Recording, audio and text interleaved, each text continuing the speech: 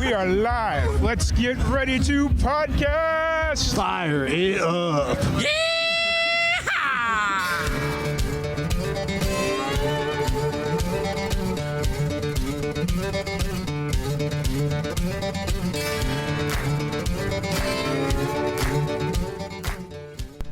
Welcome back to another live and amplified Indie Fusion podcast. I'm your host, Tom Quiet, and we're back at it again with another amazing podcast. Today we have two special guests joining us. We have Jenna Ivey and we have Anna Maria Rosales. How's it going? Good. It's going great. How was the drive up from El Paso? It wasn't too bad. Yeah. She said I drove like a mad woman, which I didn't appreciate, but I asked her, I was like, do you feel safe? And she was like, yeah, I felt safe the whole time. I was like, that's all I'm worried about. Well, I mean, coming up through West Texas, you do have to kind of look out for those trucks, those semis, and so. Yeah, lots of traffic. Yeah, we did hit a bit of traffic, but not too bad. Yeah. Did you guys drive up yesterday or? Yesterday. Okay. Yeah, we just got in yesterday. And you got two shows tomorrow in Dallas? Yes, sir. Awesome. How's I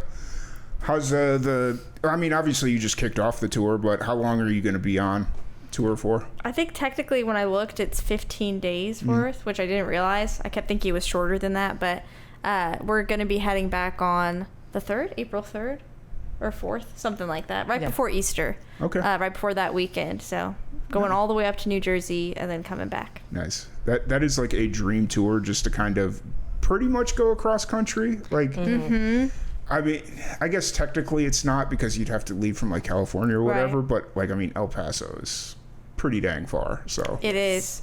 And so much of it is going through Texas. Right. Once you get through Texas, it's like, oh, we're going to be crossing through states, like in a day, but Texas takes so long. Yeah, it takes time. I remember the first time that I drove through Texas, or I was coming back from Florida. We were at a bluegrass festival down in the Keys, and so me and my buddy, we left, and my mom calls me and she's like, so are you in Texas yet? And I was like, no, we just left Florida, because Florida's kind of that same situation where we were down in South Florida and we had to go all the way through the Panhandle. And it's like, no, we just got to the edge of Florida. And she's like, oh, you guys left like 10 hours ago. And I'm like, oh, that's how big Florida is. And then the same thing with Texas, because I was living out in New Mexico at the time, and it was like, oh yeah, we just entered Texas. Oh, so you're almost home? No, we still got 14 more hours. It's like, oh, okay. That's how it is. Yeah. Once people know, they understand, but before that, they don't get it. They're like, oh, what? You're still in Texas? You're like, mm-hmm. Now, had I been doing that straight from Chicago, because that's where I'm originally from, I'd be like driving 20 minutes to get anywhere. It's like, oh, that's a hike. But living out in New Mexico, it was like 3 hours to get anywhere, so I just kind of became accustomed to it. Where in New Mexico were you? Roswell. Nice. Yeah. So I was down in El Paso quite frequently. Yeah. So are you all from El Paso originally, or? Yeah. Okay. Yeah, we're both from El Paso originally. I spent a lot of time in New Mexico working. Well, I was there for school and then working in film, and then Anna was in California for 20 years? Almost? About 15 years. Okay. So, but El Paso has always been where we're from. Nice. Now, so you said you worked in film, Jenny, you said you worked in film in New Mexico. Were you going like up to Albuquerque to do the Netflix stuff, or were you kind of staying in? More indie. So I was staying in like the Las Cruces area. Because I was never in the union, because I was still a Texas resident. Yeah. So for me, it was just these random indie films. Like, it was really fun though. Like, nice. I did mostly costume and then set decorating, production stuff. Yeah. I feel like we probably have crossed paths at some point. That's what I was wondering. Because I did film, or a lot of indie stuff in Roswell from about 2014 to 2017. And I would go down into Las Cruces and that stuff and help a lot of the, was it New Mexico State down? Yeah. Yep, New Mexico State. I'd help a lot of the New Mexico State film kids with their projects or whatever. We probably have met at some point before, Yeah, so it's cool. Now, when Anna Maria, when you moved out to California, what prompted that move? I had been touring with an artist out of Tucson, Arizona, and did a couple of European tours, and then just was not going to be part of that band, decided to go in a different way. And I played a couple of bar gigs in El Paso, like doing blues, and just looked around and said, I can't do this forever. So I looked up on Craigslist any auditions in LA that I could find, anything. So I found one and didn't tell him that I didn't live in LA, just kind of typed, I can make the audition. And I got on an overnight train from El Paso with my bass and a laptop and my suitcase. And I went to LA and got dropped off at the train station, had to take a bus to pick up a rental car, had to go back up to across Los Angeles to pick up a rental bass amp, then went back downtown to get to the audition and got the audition. And then he liked it. It was a drummer from Berklee School of Music, a guitar player from Musicians Institute, and me from the School of Hard Knocks. And we kind of really had a good thing going. And then when I was leaving, he was like, I have to ask you a question. Can you sing and play bass at the same time? And I was like, oh, yeah, I can do that. He was like, you're hired. Nice. So then I had to figure out what I was going to do, because his assumption was that I lived there. So I just picked up and moved to LA and decided that I was going to go and be a musician there, try to play there. So then I kind of carved out a life in the Americana scene. Which is now like huge. Before then, it wasn't really, with the people who knew what that scene was,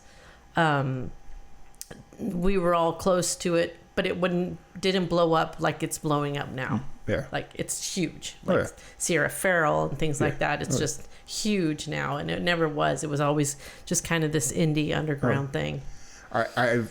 It's really interesting that you bring that up, because I've noticed a lot of like stripped down shows, like they'll go play arenas but it's just a guy and a guitar, or just like very stripped back, solo acoustic. Maybe they have a little backing support, but other than that, it's becoming really interesting to kind of see how that plays out, like how that is becoming so popular, where it's like more on the musicianship and the skill set, and not so much, hey, how many instruments can we bury in here, and just I think there's different strokes for different folks. So there's always going to be the people who are interested in, all different kinds of music. But this kind of having a moment of like, in Germany, they call it handmade music, of people actually playing instruments and actually, without any of effects. Too much overproduction sort of a thing. So, you brought up, I miss when Craigslist was actually a reputable I mean, I guess it was never a reputable website, but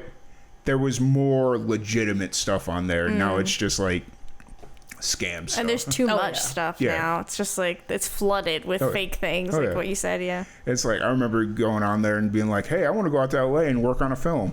Okay, let me go on Craigslist and see what they got there. And and some of it was really sketchy, but it wasn't anything out of the ordinary. Like it was indie. It was real. There were things. It was real people. Real things. Oh yeah, for sure. So how long have you been back in El Paso then? Since the pandemic. Okay. Yeah. Gotcha. I feel like the pandemic screwed up a lot of people. It changed a lot of stuff, didn't it? But it was a big earth-shaking thing. But we kind of got into El Paso, and from the look of it outside, it looked like El Paso was really changing, and there has been a lot of movement in El Paso. But when I got there, really, it's shaking out. It didn't really shake out to be as musically diverse, vibrant, and diverse that's a good way to as say I thought it was. Because it has a long-standing history of like metal music, cover bands, kind of country, even stuff. punk. I mean, and even punk, like they call it like cowboy punk, even and stuff. Like this whole, which that part's neat. It's like a subculture of these guys that grew up in the 90s loving like punk music, but they only had access to their dad's acoustic guitar. So they did this weird blend, but that's all El Paso really has had for a long time. And then it's true, like it's only been probably in the last 5 to 7 years that I've started to see like, people are like carving out a space for alternative stuff, for more like R&B or like folk or whatever. So I think the punk heavy metal stuff, it comes from more of El Paso's Hispanic roots, because I know a lot of Hispanic men mainly love heavy metal, punk, whatever iteration of rock music you want to dive into. So it's interesting that now that they're starting to kind of see more diversity there in El Paso.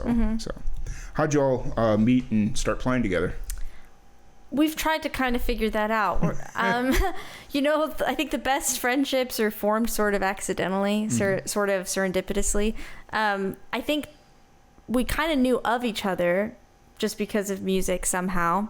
Don't know how. Yeah. And then you asked me to cover the door for Sarah Burton, who's based out of Austin, right?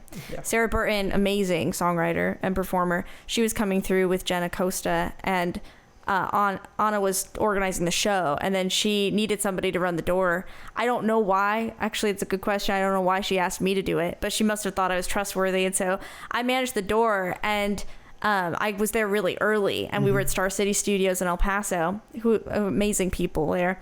And I was bored because nothing was happening yet. And then I was like, well, I'm just sitting here.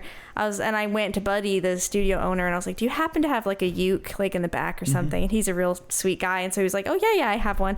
So he brought out a uke, and I just like sat there at the front, like practicing. And I guess she was listening, is what you've said. Yeah, you, like, I was running around doing things, and I was like, what is that? Right. And heard her sing, and I was like, yeah, that I'm gonna play with her. Okay. Like, I'm definitely gonna play. I was playing my own music with a guitar player with Rich McCulley, and for that show, for the Sarah Burton show. But when I heard her sing, I was like, yeah, I gotta work with her. Nice. Yeah. So then she just asked me, and at first it started like I was doing my originals, she was doing her stuff. And then we played on just a few tracks, and we went out to Truth or Consequences, New Mexico, to the Love Shack, and we played a gig. And we just got along great. It was one of those it's just a huge blessing to where you meet somebody and you're like, oh, like I just immediately can breathe easy. Yeah. This is somebody that sees me for who I am. There's no pretenses, and it's fun. And so from there, we just kind of started playing together. Yeah, we would learn more and more songs. And then every time we would play a gig, it would roll into another gig. Yeah. Of people asking us to play, which is an incredible, like what a privilege. You know, there've been so many gigs that I never asked for, where it's just somebody, like she said, they saw us at a show, they can tell we're having fun, and then they're like, oh hey, like, do you want to come play this? And it's like, sure. So we've kind of just been doing that for almost a year now, of just saying, yeah, okay, sure, okay, sure, okay. And the ukulele, the combo sonically of her voice and the ukulele plus an electric bass is not what anybody's seen. I can guarantee you, I will put money on the table, there hasn't been somebody doing that in El Paso. Ukulele and bass, and the way that she can sing, and then the harmony vocals to kind of add to it. It's so, I think it's really unique. And so I think it really caught attention at the right time, where people were open to it. And so we've been able to kind of get these gigs just by word of mouth, or people being at a gig and being like, hey, can you come and play? You know, sure. In 3 weeks. Yes, okay. For sure.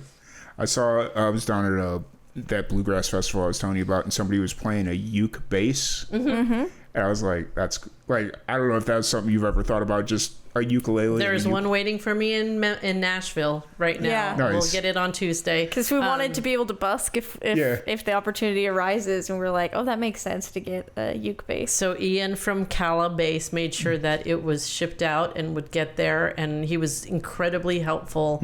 And I can't even say how grateful I am to that company. That was really, really kind of them to really kind of, mean, we're nobodies, and they really took care of us like we were, like we were Sierra Farrell. Yeah, they treated us like we were special.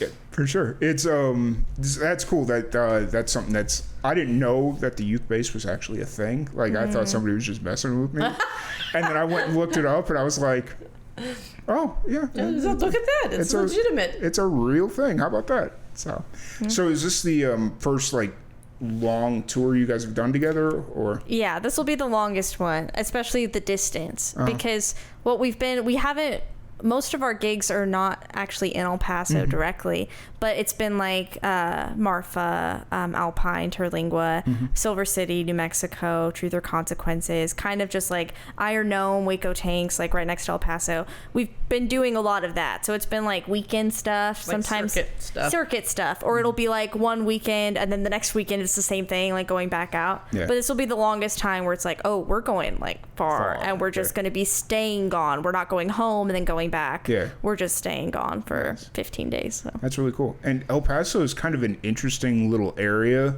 because you can actually, if you're willing to drive 3 or 4 hours, you can get a lot of different places really quickly. Is it about 4 hours to Tucson from El Paso? It's 4.5 hours to Tucson. 4.5? Yeah. Okay. Yeah. Yeah. We'll be out in Bisbee at the end of May. So neat. I'm a little... not nervous, but I've never been to Bisbee, so... Oh, it's great. Yeah. You're going to have a great time. It's a really cool place. There's just, like, it's beautiful. It's beautiful in a kind of strange... Fair. Like, way. Yeah. But it's just so kitschy and neat to be there. Like, I've been there a few times. I had some friends, Amy Munoz from Tucson. She had a house out there.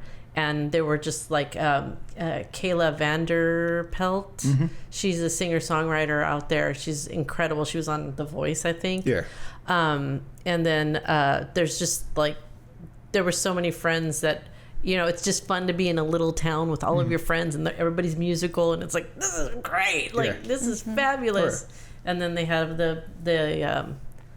there's a bar with the chicken, and the poor chicken died. And is it the hitching? The hitching post. Yep, yeah, they had the chicken. That's where we'll be. We're doing a songwriter showcase out there. Oh, awesome! Yeah. Very cool. So, trying to like, Arizona's a hard scene to break into. Just kind of like trying to get musicians to not know who we are, but just like open up a little bit. But we're getting there. We played in Alpine just as on a lark. We were playing in Alpine. And this woman came in and was listening. And then afterwards, she was like coming and helping us like wrap our cords and just kind of talking. And I mean, we didn't know who she was. And then she, my name is Louise. And the sweetest just a cool person. Soul. Yeah. And we looked her up in Tucson, and she's like huge. She's a big deal in Tucson. And her stuff is awesome. Yeah. Nice. Like, she sings in French and English, and it's alternative, really like pop folk. Nice. It's really neat and really cool. She has a really cool aesthetic, like tough, like just really hard to beat. And so we've been lucky that we kind of have been meeting people that just from being in a gig or something that and then she was like, whenever you want to come and play in Tucson, I will help you. So we're lucky with that. Like, it was just we've met great people who are kind of the same soul reflection of what we are. Have you guys met PJ Bidwell out in Tucson? No. He's another good name to have out. I think he's connected in Arizona altogether, but I know he's based out of Tucson, I believe. Oh, okay. So, yeah. He's been the one kind of helping me trying to navigate the Arizona music scene. Yeah, I played with Craig Green, was another friend of mine from Tucson. He has a Craig Green band. So I played with as a backup bass player for him at the Monterey Court. And we also played in Portal. I had my band and his band played in Portal. It's around Bisbee. Yeah. But yeah, that scene is real. It's a real cool scene because the guy that I used to tour with was out of Tucson. Nice. And it's a really, like, lots of venues, lots of people, lots of different kinds of music. So it's really nice in Tucson. Tucson's got this one brewery called the Catalina Brewing Company. And every time that we would go, every time I was promoting a show we were doing there, I kept wanting to just say it's the fucking Catalina Brewing Company from Step Brothers. Oh, I see. Because it's the Catalina wine mixer. Yeah. And I don't know, just in my head, it's like... You just couldn't stop thinking about it. Yeah, and I was like, you guys don't have a shirt that says we're the Catalina Brewing Company? You're like, marketing? You should. You're like, I'm giving you ideas, right? You know? That's what I do every day is I just sit here and, like, that's my day job is I do marketing and advertising and stuff like that. So it's just, when that stuff pops out, it's like, that is like the easiest layup. What are you guys doing? So I'm sure copyright infringement is probably a fun thing to try and navigate with that, but, you know. It is what it is. So, y'all are playing shows together pretty consistently. Are y'all recording together, or is that still something you haven't explored yet? We've definitely talked a whole lot about it. To be honest, a good problem to have has been how busy we've stayed with gigging. Yeah. So for now, it's been like, we're just going to keep playing, and then we have a chance to really live in the music and test it out and see what people think. But we are planning on getting an EP recorded this year. So it'll be all my music, and then Anna will play on it. It's really simple. We're just going to try and capture the way it sounds live. Gotcha. And then just go with that. So. Gotcha. So it would be your music, and you guys wouldn't like write your stuff together? Or? No, we do that like, so it's pretty separate. So like everything that we're doing, like this whole tour is just my music, but Anna's bass lines, which are like integral. So the sound is like ours. And then she has The Unfit Mothers is her band, which a lot of that is like written by Rich McCauley and then other people surrounding like California or other places. And it's great stuff. And so we're going to be doing a little bit of that because she got the Howlin' Dog music grant last year. So we're going to be putting out, isn't it 3 songs of yours? Well, one is our co-write. Yeah, one is one that we co-wrote together. And so we'll be doing that. But yeah. Cool. So we do write, but it's mostly, this iteration is mostly her music. Okay. Yeah. Cool. That's really fun. And so obviously on tour right now doing 15, are you out 15 days or are you doing 15 dates? No, we're out 15 days. We're doing 7 shows. Okay. I felt like that had to be. You were like, hold up. That's insane. The clarification. No, I mean. It's possible. We'd be dead, bookings, but we would do it. We would. I'd try. I mean, driving in and just trying to play a song after that. But I mean, we were talking about punk bands earlier. A lot of the punk bands we were working with early on, they were going out on the road for 60 days and playing 62 shows or something. My gosh! And it's like. You could do it sometimes, like a way that doesn't kill you as much. So before doing my original music, this iteration, I was in a band called the Ivies, and it was a family like folk rock band. And we did a really big tour in like 2019, and that one, it was kind of like what you're saying. When you did the math, you were like, hold up. But the way we would do it would be like, we were very blessed, but it would be like, let's do a morning show in the morning. So we'd go on TV, and it was like crack of dawn, like before the sun's up, and you're there and you're playing this set, and you're like, what am I doing? And your voice is like, and you play it, and then you wrap up, and then you go to a farmer's market, and it was like spring in, beginning of summer in Austin. Yeah. So you're out in the heat of the day, 3 hours to 4 hours, and then you go take a nap, and then that evening at a bar. So it's like 3 shows one day. And sometimes we would do that like 2 days in a row. So. Damn. It's possible. Yeah.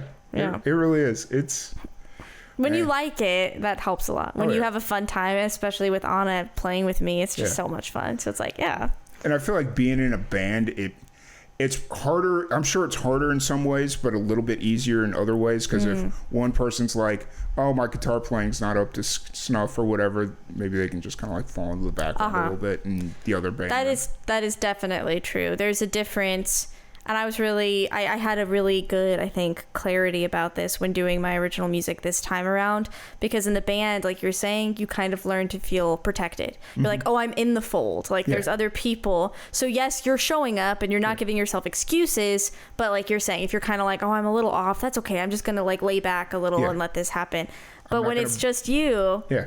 And it's just you and Anna, then suddenly you're like, oh no, like I need to pick this up. Like we were in Silver City, we had a great gig right before coming out here on Friday, and when we played that show, it was last week, when we played that show towards the end, because we took a tiny little break, and towards the end I was still like in it and I was feeling the music, but then suddenly I was like, oh shoot, like I'm a little too cozy right now. Like I was a little like, having such a nice time, and everyone's listening, and then I was like, oh no, you're supposed to like pick it up. And so that is hard. You have to think more about that. Oh yeah, for sure. It's always interesting to see the dynamics in musical groups, whether it's band, duo, solo, acoustic, and whatnot. And while yes, being a solo, like if you're doing solo acoustic or a duo thing, I'm sure it's a lot easier to book shows as you need to. Whereas with like a band, it's like, oh, harder to coordinate. We gotta get like 5-6 people's approval instead of 1-2 people. You know? Yeah, that's true. So, how often are y'all playing shows? Right, obviously you got the tour, but like on normal circumstances, how often are you playing? It's been pretty busy. It's most weekends we're playing at least a gig, I would say. Yeah, we've Probably, I would say about 3 weekends out of the month. Mm-hmm. Yeah, that's probably we're fair. We're usually booked. Yeah, and then, which has been, again, pretty incredible, like a huge blessing, because a lot of that has been sort of happenstance. I keep joking with her because she's the one that's like, let's go. Like, she's the one that submitted me for this New Jersey festival. Then suddenly it's like, okay, let's go to New Jersey. But I just keep being confused. I'm just like, what? Like, oh, okay, another date. Oh, okay, another date. And I'm just like, just take it like as a compliment and just ride the wave. But yeah, it's about 3 out of the 4 weeks in a month, I think. I think I did the math last year, and including like before Anna started playing with me, I think it was 40 gigs last year, which for like a full time, that's not that crazy. But considering I didn't ask for any of those gigs, I was like, that's insane once you do the math of like how much that actually equal to, including holidays or like days where I was like out of commission traveling for 3 weeks on vacation or whatever. It's like, that's crazy. So yeah. And are you working a job as well on top of this, or are you music full time? Right now, music full time. So film was my money maker. That was the thing I was doing that would tide me over, and it worked. I really enjoyed the pace of it. Wait, you actually made money doing film? I did, actually. Yeah. You'll have to show me how I'll teach you my tricks. Yeah, you have to show me how that one happened. Yeah, I got pretty lucky to where it's like my family is in El Paso, outside of it, technically in the county, but on a farm. And so during the pandemic, I moved back to the farm. So I had my own little like apartment there. So that helps a lot, because then it's like everything's more affordable. Rent is cheaper. But I did make money because I would get really lucky with some of these indie films where I had friends I could stay with, or they'd put me up. And then I was like set decorator. So it's like a bit better pay. And then you just work like 12-hour minimums. Usually I was working overtime like 3 hours. So you're making a lot. It's killer. Like you don't have a life, but you do it, as you know. It's like you do it for like that time I was in the pre-production as well. So it was like 2 months of that. It's like you make a pretty penny. And then I am such a miser. Like I don't spend money, and she complains about that because she acts like I don't give her coffee enough. But anyway, I'm such a penny pincher that it's like I'm very tight with it. So I would use that. And then last year I stopped working in film as much because I was like, let's take a chance. Like I know that I'm not making enough money, quote unquote, but I was like, I'm making enough to get by, and let's see what happens if I just give this the time. And what a privilege too, that I can be doing that I can be like, I have enough saved, I can focus on this for now. Yeah. If you see me working at some random fast food chain soon, that it's like that would have changed, and I'm not opposed to that either. But we'll see what happens for now. Very fair. Yeah, that's why I got out of the film industry. It's just inconsistency. It was inconsistency, and like I was getting ready to make the move out to LA. Like I was like, because all the guys that I was shoot films with, they were all out in LA. They were doing in the camera department and all that stuff. I was like, sweet, I'm gonna make my move. And the first project I was going to do out there was for some lady in the valley. She was like, she was rich. I'm going to speak it like it is. She was rich, and she just had this idea for a film, and she was looking for people to put it together for her. And I was like, okay, cool. But she wasn't going to pay no one anything, and she wanted like a 6-week commitment and 14 hours a day. And I'm like, I'm not coming out to LA for a 6-week commitment and no money. Like, that's crazy. Yeah. Usually those are the times you make money, to be honest. You find somebody that is pretty well off and has an idea, and then they know what it costs, and then it's not taking advantage. It's like you work really hard for it, but it's like the money's there. You know it's there. That's crazy. Right. And the other hand, one of the first projects I ever did that wasn't mine, it was a guy, he lived up in North Dallas, and he was like, yeah, I'm doing this project. I've had this, he did like med sales or something, medical sales or something. And he's like, I've had this idea for a film. I've always wanted to be a director, so I'm going to do it. And I'm like, okay, cool. What's it pay? He's like, I'll give you $500 a day. I'm like, okay, how many days? I'll get 3 days. So, and you're going to put me up? Yep, I'm going to put you up. He put me up in like the Marriott or something. I'm like, I'm a dirty kid from living in New Mexico. Like, I'm broke eating ramen and stuff, and you're going to pay me $1,500 plus put me in the Marriott just to do a film. And he's like, yep. Winning. Like, okay. That's awesome. And I go, and then the film never releases. Oh, that's happened with some of my acting stuff where it's like you give it your all, and then you're like, never gets shelved. That was the other reason why I got out, because there were so many projects that I was doing that just never got released. I'm like, yo, like, I understand, like, stuff happens, but when most of these projects I'm doing for free because it's for students or young filmmakers that want to do a thing or not, whatever. And I'm going down there, and it's like, all right, I'm bringing all my gear, bringing my lights, bringing my cameras, like all this stuff, and dedicating 14, 16, 18 hours a day for 2-3 days, and then the project doesn't come out. It's like, yo, give me the footage. If it's the edit, like, you can't afford to edit it or something, give it to me. I'll put it together, and then you do whatever you want to do with it. I just want to show, like, hey, I can finish projects. Because the tail end of my IMDb, it's like 7 projects that never got released, and it's like, that looks bad on my IMDb at some point. So that's rough. Yeah, it's inconsistent. It is difficult. So for now, I've been really enjoying doing the music. I'm like, let's just see what keeps happening. Going up to New Jersey, so I'm surprised you didn't go up into Albuquerque with the Netflix studio and stuff like that. I thought about it. I don't know how to explain it other than saying I just kept getting a gut instinct that was like, it didn't feel like the right move. And maybe a part of it is I have family in the area surrounding El Paso. So I was like, I don't know. I really enjoy getting to see my niece and my nephew whenever I want to, kind of a thing. So I did think about it, because for me, I was like, I had a lot of friends, I knew a lot of people, but I ran into kind of what you're saying as well. Like, it's difficult in the market, in startup markets of film, like Las Cruces. I would say it's still not established. Like Albuquerque now is a lot more established, and even that compared to like LA, it's different. But I ran into a lot of like toxicity and a lot of like infighting and these sort of games, and I know now, like, I have a better perspective where it's like, it makes sense. There's not enough work, so people can be really cutthroat, can be really toxic and vicious, and it's like, that for me is contradictory to growth, because the way that we grow, like, as a community in music or in film, is by helping each other. So it's like, if you can't take a job, you want somebody to refer that'll make you look good. You want to be able to be like, oh yeah, well, I can't take that, but Bob so-and-so is like great, and you can work with him, and then it just helps. You just start to get more people that want to make movies, or more people that want to make music, and you grow from that.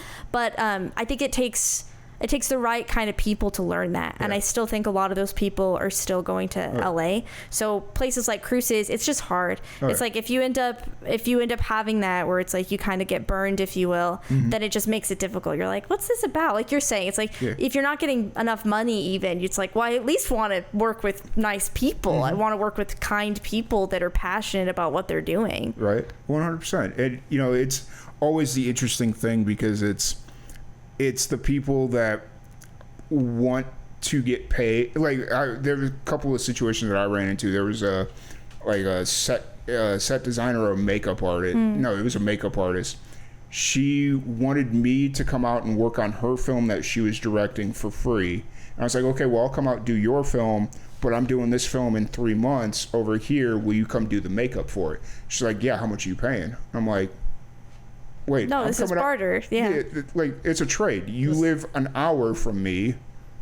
Should be an even trade. Like, and she was like, no, I need to get paid. And I'm like, well then I need to get paid. Yeah, it's like, and that's the hard thing. I've started taking to just having conversations with people whenever I can. If I get hired for like an indie project, I talk to them first, and I'm like, I know that you're saying this is like not paid, but if you want to work with me, I say that's okay. Like, if you genuinely don't have the money, or you're a student filmmaker or whatever it is, but there's other ways of taking care of people. And this is true of any creative industry, any industry, but it's like, you can't pay me, but maybe you can feed me, right? Like, maybe you can figure out a way to feed me at least something. Or maybe even if you can't do that, let's say you're totally broke, then give me a call sheet and stick to it. Like, stick to the schedule, so I know exactly what I'm committing.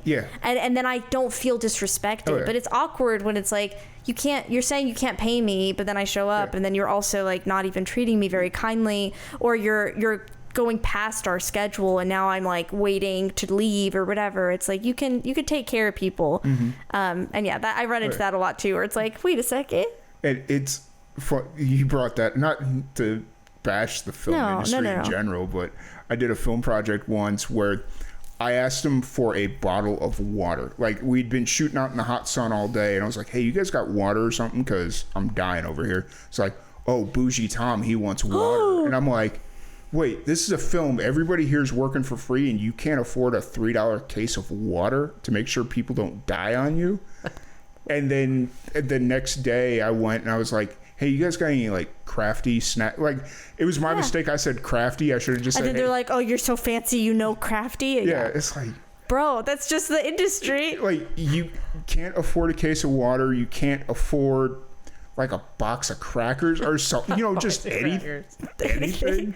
Can't buy me a McDouble from McDonald's. Like, we're sitting out... Like, this was, like, weekend 3 of an 8-weekend shoot. Oh my gosh. And it's like, I know I didn't have a problem with it before, but they were like half-day shoots or whatever. But these 2 shoots were like 12, 14-hour days, and it's like, yo, I'm dying over here. You guys need to help me out. Just take care of each other. That's the thing. But I do think it takes conversations like this to also kind of remind people of that. And we talk about this a lot in regards to music too, where it's like, it's not us being stuck up or being like, like we want all of these things. It's like, no, it's just an idea of, if we really love the privilege of making movies and we love the privilege of making music, then we respect it. We take it seriously. And then to do that, you take care of each other. You show up on time, although we were late today.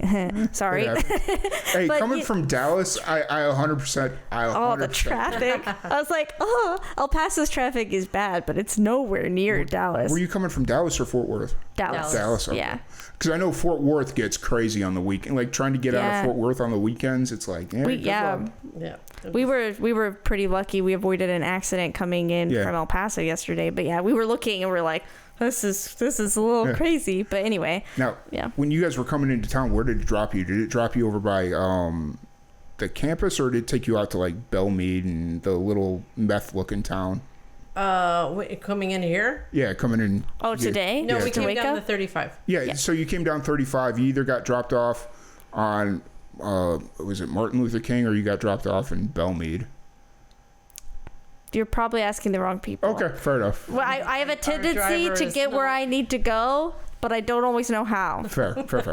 It's one of those deals where it's like, I'm always interested to see where GPS units are going to drop people, because it sets up the initial experience. Because if you get dropped off in Waco, it's really not. It's like, oh, hey, this is a cool like town. You're over by the campus. You come over. But if you get dropped off in Belmead, it's like, yeah, roll up the windows and keep going, because you're probably going to get stabbed with a needle or something. So keep coming. And then every once in a while, it'll drop you over on Bosque, which that's just kind of like the middle of nowhere. Okay. So it's just whatever. So how funny. I'm always kind of curious. Yeah. Because it just kind of. Well, we didn't get stabbed, so we probably didn't go that way. Fair. And everybody, like, Belmead's really not that bad. It's just every time I go to Walmart out there's a meth head that wants $1 or something, and it's like, no, I'm not giving you $1. Like, it's not happening. So that's cool. So looking forward, you got your tour. What's coming up after the tour? Are you just after the tour? We have a couple gigs in El Paso happening. Then we have a KRWG, the radio network, and Cruises. We're doing like a recorded program for them, so that'll be really fun, like in studio. Though that's what we're looking at. We have a lot of gigs mostly in the El Paso area actually coming back, and then we're going to be looking at trying to see about heading out to Arizona maybe, because it's not too far from El Paso. And then we have some neat acts coming through. I keep forgetting where they're from. Is it Wyoming or something? But we have this really cool duo coming through, and they're going to be setting up a show with us, and so exciting stuff. Nice. And then we'll see how busy we can make our summer, but for now the focus is like these shows in Dallas, and then just going, just having a good time. And then we're going to try to split between Austin and Los Angeles. Just really try to ingrain ourselves in those two, because we have lots of friends and family that can put us up in both places, and they're really good markets where we could probably get a lot of work. So we're going to try to kind of center around those two markets, and while being in El Paso as well. Yeah, for sure. El Paso? That's probably not quite halfway, because Austin's 6 hours from El Paso, and then LA's 12. 10? Yeah, 12. Yeah. Okay. Yeah. Fair enough. So, but I mean, when you can make it work, like you're out for a week and a half or a week, then you can really stack up gigs and kind of get the exposure that you really need. I mean, one of our on the to-do list is to really get an album done, because we've been doing all of these shows and all of these festival appearances without an album. So it's kind of incredible that it's gone this far with YouTube videos and just sending emails and things, and people have been really receptive. I don't know, there's something about it that people really like, and it appeals to a lot of people. And we've had guys with tattoos come and like, your voice, like, I'm a metalhead, but man, like, I love your stuff, it's really good. And you're like, cool. I mean, I like metal too sometimes, so that's neat. Metalheads. Yeah. They're so sweet usually. They're really cool people. Really nice. It feels kind of like the guys that you'll see at like the honky tonks in like not the abandoned parts of Texas, but like you go into like the rundown honky tonks, and it's just kind of like the old guy that's seen everything. Oh yeah. It's like, I was here when Willie Nelson played in '86. One of them type of guys. So yeah, that's cool. So how do you guys pass time on the road? We talk. And we've tried to start getting better about playing music, because we talk too much. And sometimes when we're driving in for a gig, which is going to be happening on this tour, it's like, Anna, I told her before we were coming out, I was like, we got to sometimes have quiet time, because I realized I'm talking for like 6 hours with you because we just get along so well. Yeah. But no, we listen to music a lot. And then just have but then we talk about the music. We're like, oh, that was interesting, you noticed this. So we mostly just talk. So who's in charge of the music on the car rides? Oh, we've switched sometimes, but usually I've been driving, so then I'm like, play whatever you want. You were playing usually the person whoever's the passenger, and she was playing 90s music, which was, we were having a good time, and then we would decide, which we were always on the same page of like, no, this is not the vibe. Like, this is too sappy. Skip it. We want to like feel like we're dancing. So nice. Who have you been listening to recently? We were listening to Weezer. We were listening to Weezer a little bit, and then what's the other one? No, what was the one that Florence and the Machine? Oh my gosh, I've been obsessed with that song. That King by Florence and the Machine. Everything about it, man. I was geeking out. I heard it, and then I swear I must have played it probably like 5 times in a row, just because I was like, this is really it really speaks to me, because it feels so stream of conscious, sort of like it's about her story, and it has all these different these like images in it, this conversation with this guy in a kitchen and all this stuff, but it's just so simple, and yet it's beautiful, and it's exactly in that vein that I love, which is what we try to do, which is like alternative folk, where it's like storytelling, story driven, really good vocals, really good melodies, but it also has these other little sounds. It's not afraid to be electric or to have these other components. So I've been obsessed with that one. And then she listened to it. She liked it too, but then she was like, I didn't get all of that from the first listen. I'll have to listen to it again. It was a lot of it. Because I was like, this, and when she said this, yeah. Nice. That's cool. And so you'll have 14 more days of that? Yeah. Oh, yeah. Oh yeah. And fighting, we fight a lot, but not we joke about this, like people would think that we hate each other, but no, we get along. We'll go from screaming to just be like, oh, hey, that's like a nice building. It's like, oh yeah, this guy kind of nice. The recovery's very fast. It is. Right, yeah. Right. My business partner and I, we haven't gotten to that part where it's the dynamic is interesting, because the musical tastes are completely different. Like before, when we were first starting to hang out or whatever, it was very similar. It was a lot of like Wu-Tang, a lot of like 90s hip-hop East Coast type stuff. And now, since I've been in Texas and he still lives out in Roswell, New Mexico, it's like I'm starting to get drawn into more of the Americana, Red Dirt, and that type of stuff. And he hates country music. And so we did a showcase down in Bastrop this past weekend, and so I went out, got him, brought him back, for whatever that reason is.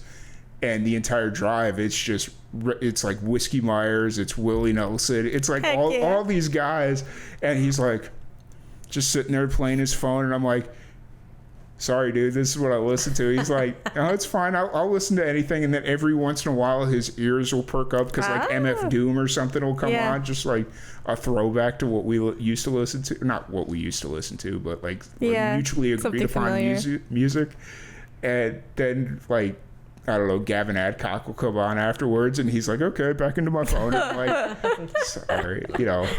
Yeah, I love mixing genres. Yeah. That's one of the things that I love doing in my writing, and it was really cool. I guess it was last year. Yeah, I was at the Bandera Songwriters Festival, and they gave me the Alchemist Award for mixing genres, and that was so neat because it's not something I advertise or really talk about. Except, I mean, now I'm talking about it. But at that point, it was just all these musicians that voted on me being the one to receive that. And I was like, that was really validating. Because I was like, man, I love like all these different genres. And we listen to all these different things. And I don't like being restricted to just one sound because I think it's probably like a attention span thing. I think I get bored too quickly. So I'm like, oh, no, it's cool if you throw in this like jazz chord or whatever. It's just fun. For sure. And then it opens up bass lines. Yeah. Because you're not... like you can't, like you're not stuck with having to do the country bass line, or you're not stuck with having to do an indie bass line. So it really frees up to making parts up that fit with the songs that she brings in. So it's really fun to write those lines or just kind of ponder when she comes in with a new song. It's like you kind of just ponder, and then I'm like, you know, I like this sounds like I feel you too, and or something, you know, and just bring it into how it works, and then see if it works with the song live. And it really, sometimes it really does work really great. And sometimes it's like, no, that did not work. Usually it does that. Yeah. Usually what you bring in, like to my song, I'm like, yes, that's exactly what I was hearing too. And then we just get really excited, and then we maybe have like the tiniest moment, because I can be really hard on myself. But there are moments sometimes in practice where I've turned to her and I'm like, we're pretty cool. Like, I mean, we sound pretty good. And then we have a moment where we giggle like a bunch of morons, and then you're like, okay, we ruined it. Like, we're not really cool anymore, but the music's good. Right. Do you guys have to give yourself that like 6-week cooling down period after you put out write a song or whatever? Because I found like when I do something creative, I've got to give myself like that 6-week cooling down period where it's like I'll sit there and I'll just nitpick the hell out of the project, and then after I give it like 6 weeks, it's like, oh, that project's actually not that bad. I mean, I think I maybe used to be more like that, but I think since I didn't really intend to do music again, but it was just something that started happening, and then I was saying yes to it, I think it's just felt so like, okay, all right, like next thing. And so because of that pace, I think it's helped me a lot. And I've changed since the pandemic too. I've become a lot more relaxed, despite what she might say about certain things. And so for me, I don't know, like I write a song and I can usually tell where I'm like, oh yeah, it's done. Okay, whatever. And then we play it, and then this has happened. I thought this was so funny. I just deleted apparently a verse from one of my songs. I didn't know I did it. I had no idea. And then I was going back because I was submitting for a festival, and they asked for the lyrics, and then I went and I was like, I've not been singing that verse for a year. Like I just deleted it. So that's also like, to me, that's a good sign. It's like, it's very instinctive. It happens naturally. It edits itself like as you go. So no, the only times I do like what you're saying, certain songs demand more. Certain songs where it's like, it's not about, I've never been one to be like, I'm gonna finish this song, because that always produces bad work in my opinion. But there are times where I'm like, oh, like, God, why'd you give me this song? Like, this song is gonna take hours, and I have to sit there like poring over it just because I know that it's very delicate and it just needs something very specific. But yeah. Sure. You brought up the Bandera Songwriter Festival. I heard they're not going this year? Unfortunately, no. I think so. Bandera, it's surrounded by really cool places, Kerrville and Dripping Springs and all this stuff.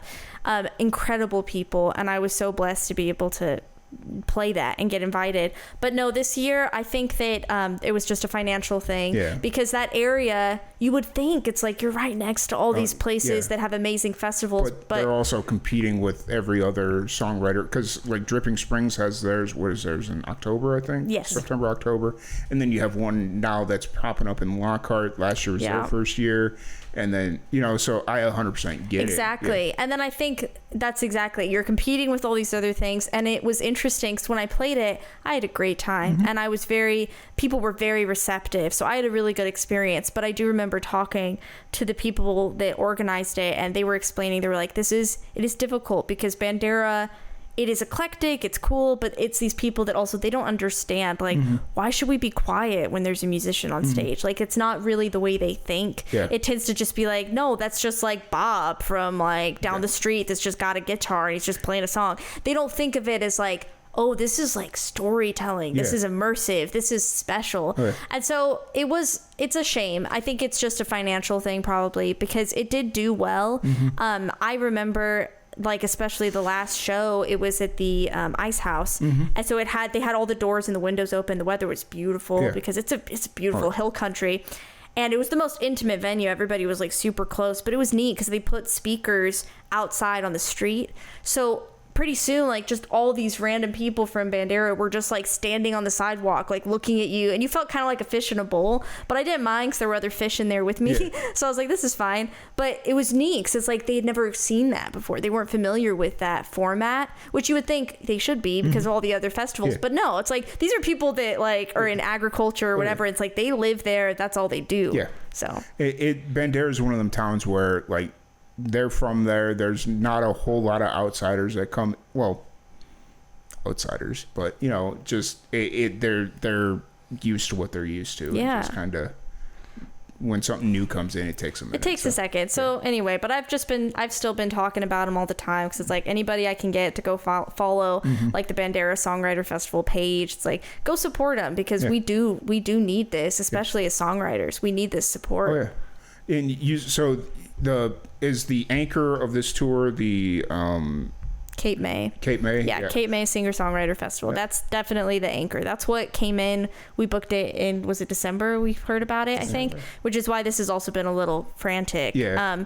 But we heard about it in December, or they invited me, and then it's like, you know what? Let's just do it. And then we just started booking as best we could on the way. Yeah. Yeah. Now, obviously, with having some gaps in your schedule, are you going to stop off places to check out some of the sites and enjoy the trip, or is it more of like, let's get to the next place and then just kind of be ready for that show? Mostly that's what we're trying to do, just because doing like a 10-hour drive and then singing after that, it could just be a little rough physically. But and the drives are long still, so we're mostly getting there and then like staying put and exploring once we're there. Like Cape May has a peanut butter store. This has been a topic of conversation lately. Anna and I have been very feisty about this topic. Anyway, she's excited. I'm also very excited for the peanut butter store and the peanut butter candy that's going to be at the peanut butter store.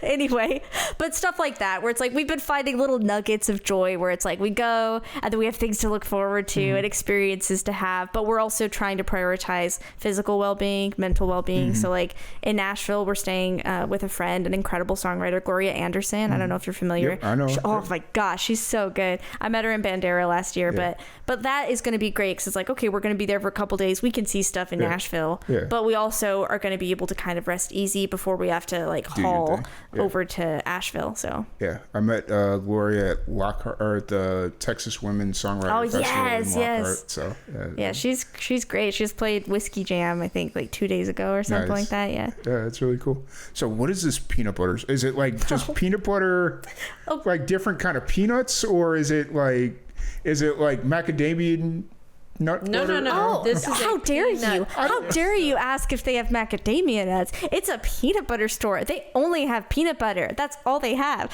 No, that's what me making fun of Anna, because that's what she did. So exactly. You just helped me out a lot because Anna was like, Jenna, there's a peanut butter store, and I was like, that's awesome. And I was like, I bet they have amazing like peanut butter chocolate candy. Okay. She got so triggered and she was like, Jenna, it's a peanut butter store. It's about the peanut butter. It's not about the candy. They don't have candy. And I was like, I think they probably have candy because you can only sell so much peanut butter. So we just started going back and forth. She got so upset. She got so worked up. And we realized there's a fundamental difference in our personalities. She is big picture. And I tend to be like, I appreciate the big picture, but I really like the details. Like, I like the small picture stuff. So she got very upset. It devolved into madness where she was extremely upset with me.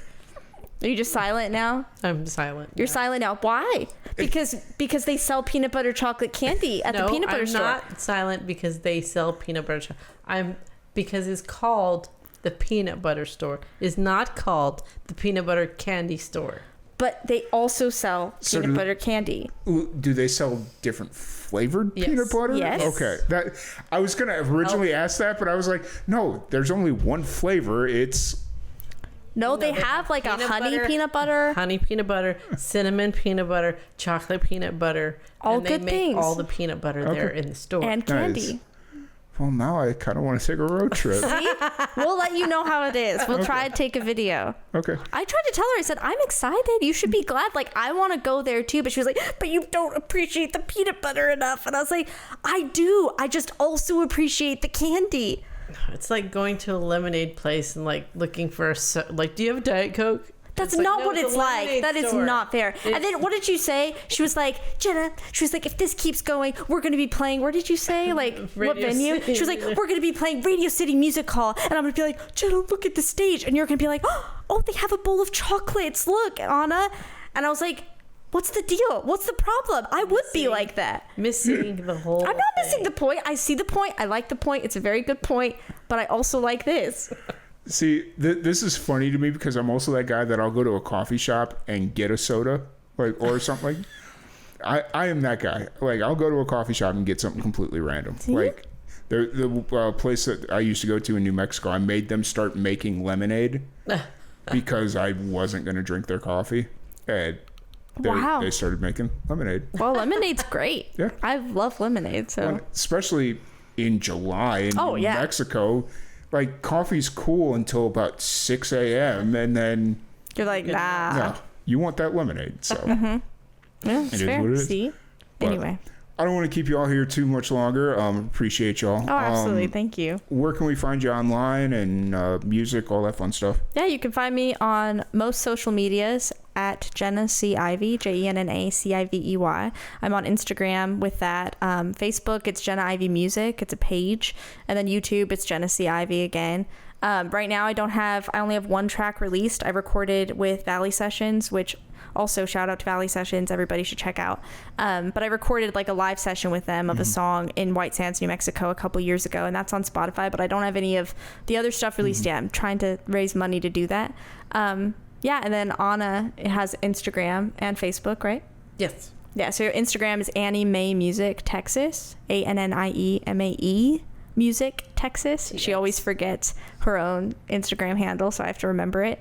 But yeah, the following, it helps a lot. Yeah. Anybody that follows or supports, because like I said, this is the only way I've gotten around is like the kindness of people, like giving money for the gas fund and being able to afford to come out here. So we have an NPR Tiny Desk submission on the YouTube. Yeah.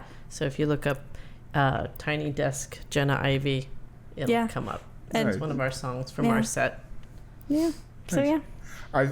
It's always really interesting when that starts to come around at the beginning of the year or whenever it is, and you see everybody starting to put out their Tiny Desk submissions. It's like, oh, that's cool. It's neat. It's a fun little thing. Like I shouldn't say fun little thing. That sounds condescending. I don't mean it like that. But it's fun because for me, there's no expectation. Mm-hmm. It's like I just had a good time doing it. Yeah. Like we had a good time recording it. I got to edit. I had to learn how to edit. Well, I knew how to edit, but I had to learn the program to be able to do it. And it's like it was fun. It's a new thing to do, and it's just neat. So, what program did you use to edit? That's what I was trying to remember. I knew you were going to ask me. What's like is it DaVinci and then there's Premiere? Okay, so I stand by this, and there's a lot of post editors out there that are going to argue with me. DaVinci is not a video editor. It is a color correcting program. I used Premiere. Okay. Adobe Premiere Pro. That's what I used. Yes. So don't get mad at me. No. It's one of those things where a lot of people use DaVinci as like a video editing, but it's true. It's better for color grading. Right. I was a photographer, so I did most of my work in Lightroom or in Photoshop, but my brother has done a lot of video editing and he says the same thing. Like I need to use Lightroom more, but most of the stuff I don't take like digital negatives of it. So Lightroom isn't gonna, like, you're better off just throwing it in Photoshop and playing with it, whereas Lightroom, you really need that digital negative. I see. So, Yeah. At least in my opinion, but Yeah, I've had good experience with both. I think I started just doing Photoshop, but the thing about Lightroom that I like is being able to copy the settings easier. So for me, I was like, it allowed for a certain amount of control. It just took me a second because it's a little more limited actually in what you can do versus Photoshop, because you can get in the weeds in Photoshop, and that's what I'm good at. I'm like, oh, I'm lost in the sauce and I'm just doing all these little things. But I've liked using both. For me, like it's a combination. You use both for whatever you need. And nowadays they got the AI settings that just make things so much easier. It's like, I hate doing it, but when it's like, oh, hey, this thing that I like to do that takes me 3 hours to do, you do it. I just AI, they make it very difficult to not use it. I think I've been fortunate because I don't do as much photography work recently. So whenever I do, I can make a point because it's me. I'm like, I'm not going to use AI because I'm so anti-AI. I have a hard time with it. But they do make it now where it's like, it's hard not to use it. Or for some of those like healing brushes where it's like, I'm going to sit here and try and like, but I still have a little bit of pride that as of right now, at least right now in like Lightroom, I'm still way better at manually editing than it is. I 100% agree, but like me being in marketing, do marketing and advertising, there will be some times where we'll get a client that'll be like, hey, we want to use this spot, but we need to update the VO. And it's like, well, you got the raw project? Nope, this is what we got. And it's a finished video. And it's like, okay, so they don't, so now with AI, I'll take that video and throw it into a stem, like an AI stem thing where it'll take the audio and it'll take out the vocal track, but keep their music bed. And then I can lay in my new vocal track. It's insane. That's incredible. Yeah. And it's just like, that would have taken me ages, 30 hours. Well, and that's also, to be fair too, that's kind of what we were hoping AI would be used for, stuff like that, where it's like all it's doing is literally giving you more time to do the artistic stuff, because that's not artistic, that's just grueling, where you're sitting there having to rip the audio from it. AI is allowing lazy and cheap people to be lazier and cheaper. It is a cycle. It's getting worse. Like I've been saying this ever since it started becoming popular, which is we thought that it was going to make our lives more efficient and give us like more time to relax or to do artistic things, and it's the opposite. All we're doing is packing our schedule even more, because now it's like, well, I have like 10 things on my to-do list, but I'm going to give my AI assistant 5 things to do. But then you have to go and proof that work anyway. So it's like now you just have 15 things on your schedule. There's no relaxation. The pace is insane. I will say I do have an AI voice clone for myself. That's so easy. It's like, oh, I need to cut a VO script.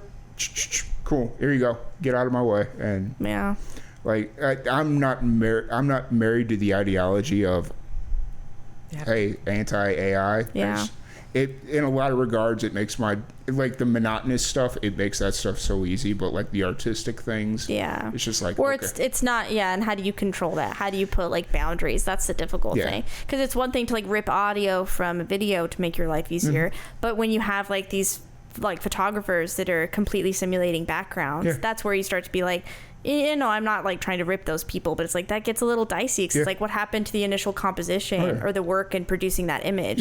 Well, and even now in music, I had a conversation with a friend the other day. I was like, I sent him a track I was listening. There's this musician that I really started getting into, and I started realizing, I was like, wait a minute, they're on my new releases thing like every week, every other week, because they're releasing a new song. Unless they just have a massive back catalog that just they haven't released, something's a little off. And I sent it to a friend of mine. I was like, hey, does this sound like AI to you? Because now that I'm like listening to it, the instrumentation feels a little overproduced. And like I start running through my head and just trying to find a reason why it's impossible for a person to release a new song every other week for the last 6 months. And they're like, maybe. And I'm like, probably. now we can't even tell. No, it's hard. Yeah. Yeah, I mean, I have really good friends that are talented songwriters, and I've tried to be nice when talking about it, because I don't want to come down like you're terrible for using AI, because I don't feel that way. But it has been hard when they approach me and they're like, oh, I've been really using AI because I really like it, that I can get it started on a song and it'll give me an idea, and then I run with that song, but I'm the one that like finishes it. And it was hard for me because I just like turned to him and I was like, yeah, but you're good enough. You could have had the initial inspiration and finished the song. Do the work. You could have done it, yeah. The idea of AI, not to make this another hour-long thing. I know. I'll just start going off. The cool thing about AI is if you're in that slump where it's like you're working on a song and you're trying to find something that goes along with orange potato salad. I don't know. I'm just making up. And you can kind of type that prompt into ChatGPT. It's like, hey, this is what my song's about. I'm trying to find a line that fits here. And it can kind of help you run through that. Like find either words that rhyme or whatever. So, like using it like a thesaurus, basically. Like a thesaurus. Like a tool. Yeah. Yeah. Yeah. I don't know. I definitely am trying to bite my tongue a tiny bit, because I think there's better applications of AI and there's worse, but I do tend to fall into the camp of like burn it down, which is not necessarily helpful because we're not going back. We need to burn down these data centers that they're building across Texas in cities that don't even have water facilities. So that's why I think I get so like worked up, because even hearing you say that, from a songwriting perspective, I guess I would say I could see using it as a thesaurus, but there's a part of me that's like, I'm into this idea of consuming music, consuming storytelling, consuming art, and then producing work through that. So it's like allowing it, I talk about like the idea of allowing it to kind of brew like inside of you before you start to expose that. And so for me, it's like hearing that, there's a part of me that's like, well, you could do that, like use AI, or you could just listen to more music, figure out what you really like, read more books, and then you have more words, and then it'll naturally be expressed. That means I gotta work. I know, there you go. See, but I don't know. Then again, everybody who uses like AI to make a band flyer by, like, if you look at AI generated band flyers now, they all look the same. So the next guy who's going to try to match orange potato salad is going to get the exact same matching things of orange potato salad that you got when you were writing your song with orange potato salad. So eventually it's not gonna, I just don't think that it's just like, now, just out of spite, I hope you write a song called Orange Potato Salad. Orange potato salad? Just out of spite. Just like, out of spite. That is an interesting one. Yeah. You had orange in there, and everyone knows, like, what do you do with orange? Well, if you ask Eminem, you can. I know. I was just thinking that. I was just thinking about him. I was like, he would be sitting here just going off on that. He did it once. Yep. So, but I appreciate y'all. Thank you so much for coming out. Thanks for having us. Enjoy your time in You're playing 2 shows tomorrow? Yes, 2 shows tomorrow. So we're going to be at the Opening Bell Coffee Bar at 12 noon tomorrow. That's a really fun place, and it's a showcase. So it's just going to be an hour and a half of my original music. Anna's going to be playing bass. And then tomorrow evening, we're going to be playing with Hannah out of Chicago, and so that's going to be really fun at Craft and Growler. I think the music is starting. I keep getting my times mixed up, but it's in the evening. I got it right here. Oh, there you go. Yeah. From your hand, this looks very handmade. That's cool. Oh yeah, it was. Anna made me get rid of the handmade. It doesn't say a time. It just see, there you go. But whatever. Yeah, it's gonna be fun. Craft and Growler in the evening. Nice. Hannah from Chicago. Yeah. I keep getting Andos. I believe. I'm so sorry, Hannah. I keep getting the name a little bit confused because there's somebody else that I know that has a similar name, but Hannah Andos, I think. And then it's Martha Steele is tomorrow as well. Or am I getting my people mixed up? My shows are getting mixed up. Fair. But check it out on Instagram. I feel like I should, being from Chicago, I feel like I should know everybody from Chicago. So, but, that's... Can't know everybody. No. There's too many people. Even you, who know a lot. It is very funny, though. Like, I meet more people from Chicago since I've left Chicago. Oh, that's funny. And then, like, when I go back home, it's like, oh, I'm not really from here. I moved here 3 years ago or whatever. It's like... Oh, that's very funny. Yeah. Well, thank you for having us, Tom. We had a good time. Y'all have a safe trip back, and appreciate y'all. Yeah, thank you. Thank you. Thank you, everybody, for tuning in, and we'll catch y'all later.